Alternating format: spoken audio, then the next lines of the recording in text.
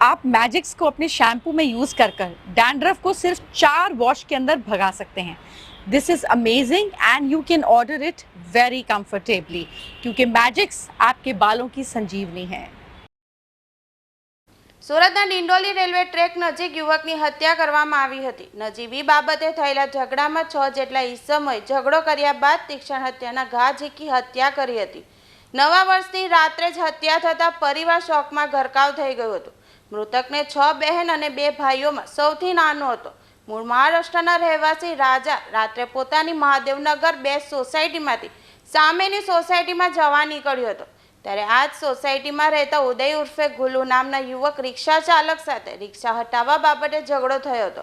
ઝઘડાના 1 કલાક બાદ ઉદય ઉર્ફે ગુલુએ રાજાને એકલો જોઈ મિત્રો સાથે હુમલો કરી દીધો હતો, જેમાં રાજાનું મોત નીપજ્યું હતું। હત્યા પાછળ વાહન કાઢવામાં અડચણરૂપ રિક્ષા હટાવવાનો ઝઘડો કારણભૂત હોવાનું પ્રાથમિક તપાસમાં બહાર આવ્યું છે।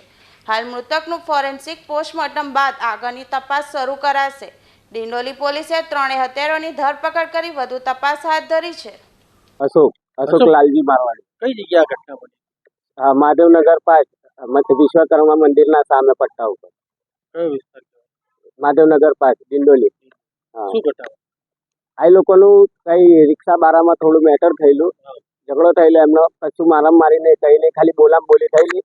પછી પાછળથી એ લોકો અડધો કલાક પછી આ લોકો પટ્ટા પર અમે બેસેલા હતા, તો ડાયરેક્ટ એ લોકો આવ્યા, ડાયરેક્ટ ચાકુ બાકુ નીકાળ્યું, મેરી રિક્ષા કિસને રોકી थी એમ કહીને ડાયરેક્ટ મારવાનું ચાલુ કરી દીધું। કેટલા લોકો હતા? એ લોકો આમ 6 જણા હતા, આગળથી 4 જણા આવેલા, 2 જણા પાછળથી આવેલા।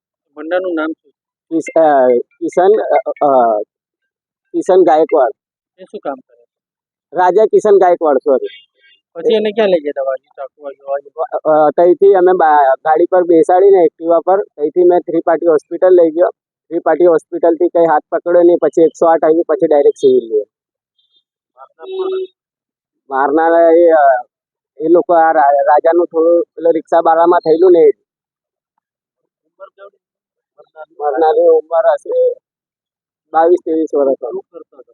એ આમ ઘરનું જ કામ બામ કરતેલો, કઈ બી છૂટક મજૂરી ના બાકી હતા। એમના ભાઈ બહેન તો છે, એ લોકો 2 ભાઈ છે। હા, 6 બેન 2 ભાઈ। એમનો ભાઈ છે સૌથી નાનો હતો। એના વડે મારે? એના વડે મારે? બસ એ ખાલી રિક્ષાના બારામાં કઈ બોલવાનું થયેલું, પછી એ લોકોએ ડાયરેક્ટ આવીને મારવાનું। ના, આ નહીં, એક જે સામેવાળો હતો ને એ રિક્ષા ચલાવતો, તો આ લોકોનું થોડું રિક્ષાના બારામાં કઈ બોલવાનું થયેલું, કશું ખાલી ઝઘડો બગડો નતો, તો ખાલી બોલવાનું થયેલું, પાછળથી આવીને પછી આ લોકોને મારવાનું ચાલુ।